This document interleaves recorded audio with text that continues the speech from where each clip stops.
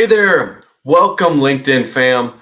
I'm Chris Schweigel, licensed independent clinical social worker with Infinite Skies here. We're going to be talking about a very big topic today, which is how do you become you? Sorry, you see my kitty there. I tried to shoo Finny the cat out before we started filming, but she was having none of it. And if there's one thing that a performance psychologist knows, it's when someone's stubborn and their mind is made up, you just kind of like let them be. So I guess she's just gonna be you. Be the best you can be, Finny. All right. So, anyways, today we're gonna be talking about an important topic: becoming the future you. Can you fake it till you make it? We hear that all the time. Is it true? Is there any scientific evidence to it?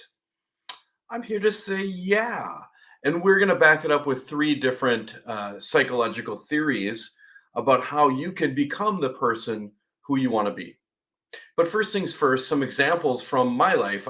Just when I announced this LinkedIn Live, a few people asked, hey, have you had any experience with anything like this? Have you ever thought about yourself being somebody different and then turned into that?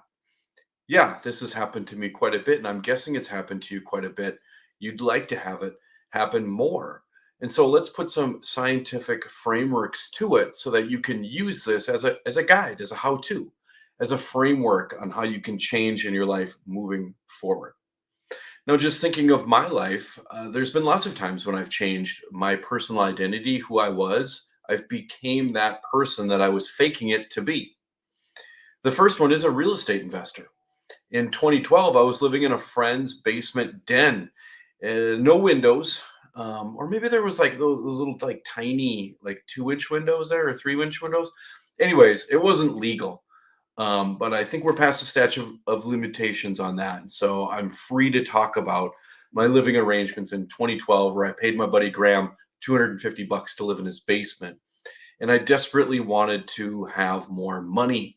I was sick of making peanut butter and jelly sandwiches when other people were going out and having steak and lobster and things like that. And so I told myself, I'm a real estate investor. I figured that I was never going to become a bajillionaire with 401ks, and I still think that that's true. So I said, hey, I'm going to become a real estate investor. And what I did there was I created a gap in my brain between who I currently am and who I'm going to be. And today I'll teach you the framework about how you can close that gap and turn into that person who you're becoming. So I said in 2012, I'm a real estate investor. Meanwhile, I had never done any real estate investing. Have you ever done something like this? You go to a conference and you say that you are something, but you're really not that thing. I mean, we all do it, right? As much as I love, magnetic authenticity, there is a level of positioning, of posturing, of being that person who you want to be when you meet others. So that was me in 2012. I'm going to be a real estate investor. Well, what do real estate investors do? They look at properties. They think about how much properties are worth, how much they're undervalued, how much they're overvalued, what neighborhoods are trending up, what neighborhoods are trending down, things like that. How do you fix up properties? How do you buy properties? How do you use leverage? All that kind of stuff. So I would consume every single podcast I could possibly consume. I would read every book. I would do all the things I could. And then before you know it, 2013 came around, March 8th, 2013. I purchased a duplex. And suddenly I was a real estate investor. So that's a way that you can create identity in your life, and then support it with behaviors. And then eventually you turn into that identity. Next, let's talk about when I was diagnosed with kidney disease. This was back in 2016, early 2016. I had a 3-month-old daughter. I had a wife with terrible postpartum depression. I go to see the doctor, and they tell me, hey, I think he was like 110 years old. And I think he said something like, you got blood in your piss, kid. I need to send you to a nephrologist. And I, of course, said I knew what a nephrologist was, and then got in my car and Googled it and said it was something with kidney doctors. And I had no idea. Eventually, I went to see that kidney doc. They did a biopsy, and they said, you have IgA nephropathy. You've got 10 years to live, or I'm sorry, 10 good years. until you hit dialysis, and then probably 15 years until you're underground. That sucked. And so it took me a day or two probably to get over the shock factor. And then I went back to this same framework. I thought to myself, that actually came to me in a dream where I thought to myself, if I was my client, what would I do? And I said, what you'd do is you would imagine yourself as a healthy person. You'd imagine yourself with two healthy kidneys, but you'd want to anchor that to something that's going to happen in the future. So I told myself, I'm going to walk my daughter down the aisle. She was 3 months old at the time. I had just been diagnosed with a terminal illness, but I told myself, I'm going to walk my daughter down the aisle. And then I had to support my belief with behaviors, right? Because what healthy people do is they take care of their body the best they can. They think about longevity. They do everything that their doctor says. So I essentially ate gruel for a few years. I drank a gallon of water a day. Do not go on a road trip with me. It's awful. I can't get any snacks. Plus, I drink a ton, so you got to stop like every 15 minutes is bad. Don't take me on a road trip. But then, I had to take steroids for a year and a half. Face was all puffy. My body was puffy. I felt angry. I was hungry constantly, but couldn't eat most things. And so it sucked. It really did. But eventually, it was about a year and a half ago, my doc said, "Hey man, you don't have kidney disease anymore." And so you can call it manifestation. You can call it whatever you want. I'm calling this an example of faking it till I make it. So I became someone who I wasn't currently. I wanted to be a healthy person with two functioning kidneys, and I was not that person. But I said I'm that person. I did all the behaviors of that person, and then I eventually became that person. So, how the heck does that happen? Let's check the psychological research and come up with three different theories that may solve this riddle about why this happens in our brain. Again, just a refresher about brains, they love homeostasis. Homeostasis. So, homeostasis just means you're not changing at all. I don't know about your brain, but mine hates it when I do new stuff. Every time I go about making a new routine, hey, I'm going to do this in the morning, do this at night, whatever it may be, whatever routine it is for good or bad. The second I decide to do that routine, my brain's like, nah, dude, we're good. We're good right now. So brains tend to want to not change. They stay the same. And if we're going to have any sort of change, it's going to happen over time. So, first and foremost, give yourself some grace to become the person that you want to be. It's going to take more than a couple hours, more than a live stream, more than a few months, probably, to become that perfect version of you that keeps playing in your head. You know that version of you, that one that talks to you and says all the things that you're going to do that one day. Well, maybe today is that one day. So, again, to review this framework, what we're doing is we are labeling ourselves as a personal identity of something we are not. And then we are doing behaviors that are congruent with that new person that we are becoming.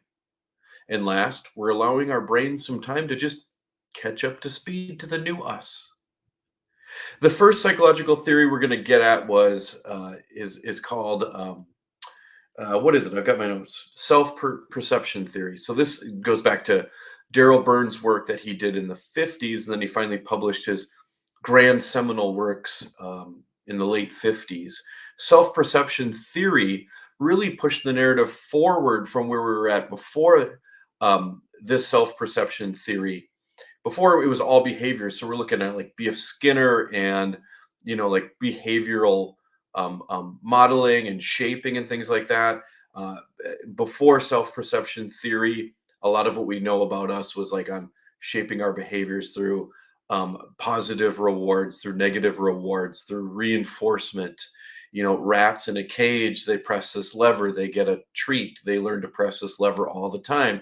What happens now if we change it so they're not pressing the lever? So there wasn't a lot of really nuanced ideas about how our brains are much different than animals at the time. But Burns' work really paved the way for this concept of self being this very intimate yet very complex relationship that we have with ourselves. And he said, hey, we have this self perception, meaning we think of ourselves in a certain way. And that way we think about ourselves tends to be congruent with how we act.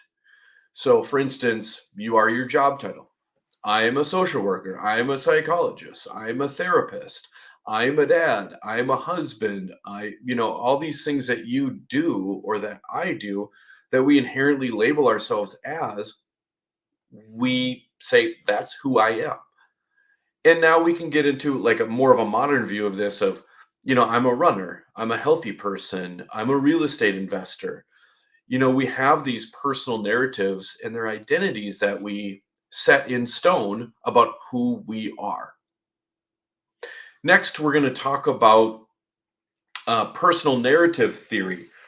Checking notes. So this was done by Don McAdams. This is like earlier stuff. So we're talking change of the century here, 2001, 2002 research that takes this self-perception theory a little bit further. And what he is saying is that there's storytelling involved. So all of us on LinkedIn know the power of storytelling and how it can could be compelling to stir up emotions, to make connections, to make heartfelt kind of bonds with other people. McAdams stated that what we do is that we actually do that with ourselves. We tell ourselves a narrative about I am this person. I'm going to be a real estate investor someday. I'm going to take my business to $30,000 monthly recurring revenue. I'm going to close on 250 unit of multifamily property this year. We tell ourselves these stories, and these stories really tell us a more vivid and detailed relationship about how we see ourselves. It's not just black and white, like Burns said in the 50s, where I am this or I am not this. It's not quite so binary. It's a scene, it's a piece of artwork, it's a personal narrative that tells the story of us to ourselves. And here's the kicker of his research. He said that there isn't so closely related. What am I trying to say? It's not so closely related the story that you tell to yourself and your actual behaviors. Meaning, you may think of yourself as a healthy person. You may think of yourself as someone who's fit. Meanwhile, you're eating nachos for lunch and drinking 3 beers at night. I'm not like personal anecdote or anything like that. But let's say last night it was pistachios. Let's say I did eat some pistachios and have a couple beers last night. Meanwhile, I'm telling myself this morning, I'm a physically fit person. I am really fit. I'm not like those other people who aren't fit. So even though my personal narrative is one thing and my behaviors are another thing, I'm still siding with this narrative that I'm telling myself. So my self-perception is more based on my personal narrative than it is on my actual behaviors of what you would see or what my wife would see and tells me. But anyway, moving on. Where the heck are we taking this? How do we become who we're going to be using these two theories? Well, there's a third one that comes in, and that's called cognitive dissonance. This is huge. This is a widely used psychological theory, and it's incredible. I maybe even be so bold as to say that this might be one of my favorite parts of psychology, other than the Schachter two-factor theory for obvious reasons. But I think in second place is going to be the cognitive dissonance theory, and this was developed back in the 50s too, by Leon Festinger, who was a social psychologist. I'm sorry. So he studied how we relate to ourselves and how we relate to others in relationship to others. So in a group of people, how do we think of ourselves? And what he noticed was how we see ourselves is different than our behaviors, right? So he was ahead of his time with thinking this. But he said that there's something in our brain that it does. Our brain can't handle confusion. Our brain can't handle misunderstandings. It can't handle a plus sign trying to go into a negative sign. It can't handle things that are incongruent and don't work together. And so what they do, what our brains do, is that they change one of them so that it fits.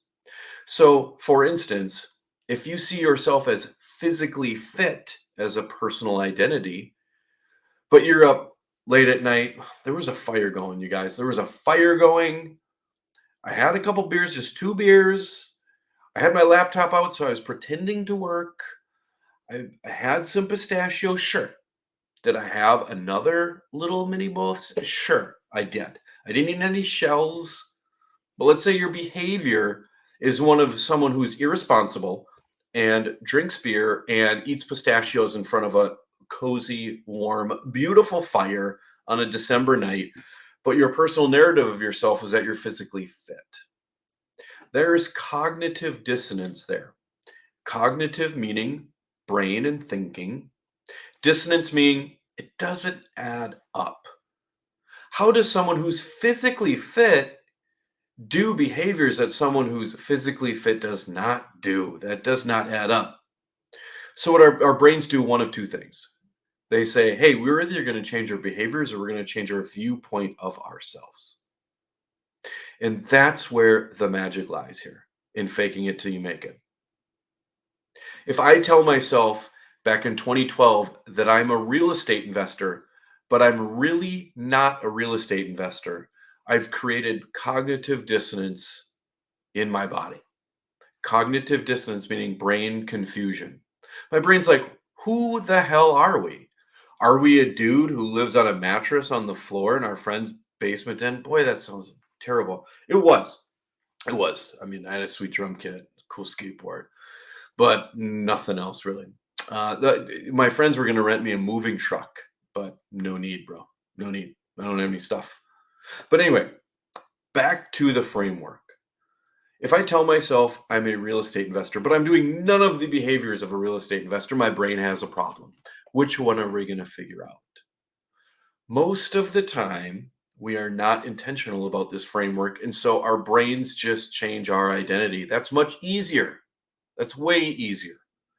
You can tell yourself you're a physically fit person for about 10 days without doing any sort of supportive behavior until your brain's like, no, bro, we're not a physically fit person. We are not a real estate investor. We have not done anything to prove to ourselves that we are a real estate investor.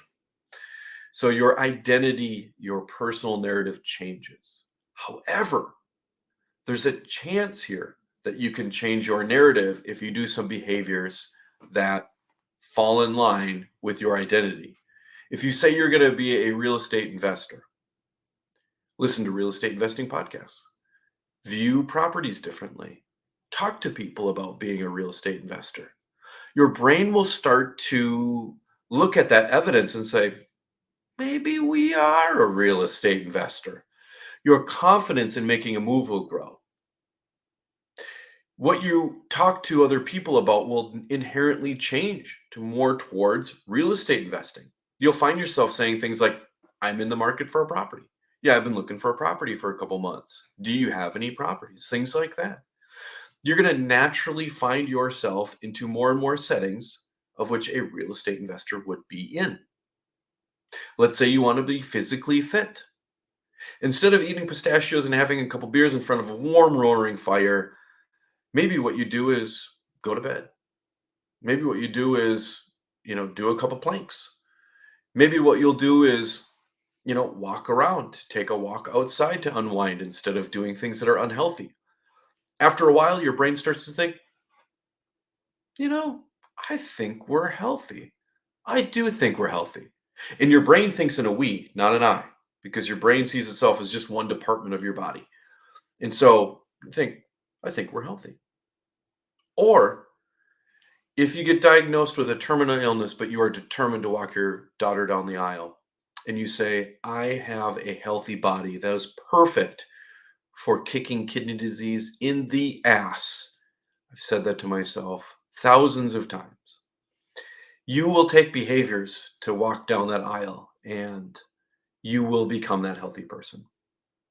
I hope that you get the chance to become every single thing that you want to do. And I'm so glad that you joined me here today. And if you have any questions about any of this stuff, the theories, the weird person and the anecdotes about drinking beer in front of the fire, anything about how this might relate to your life, to your business, please don't hesitate to reach out. You can get me in the DMs or the comments or send me an email. I'm at chris@infiniteskies.life. And until next Wednesday, hey, go out and be somebody. Fake it till you make it. See ya.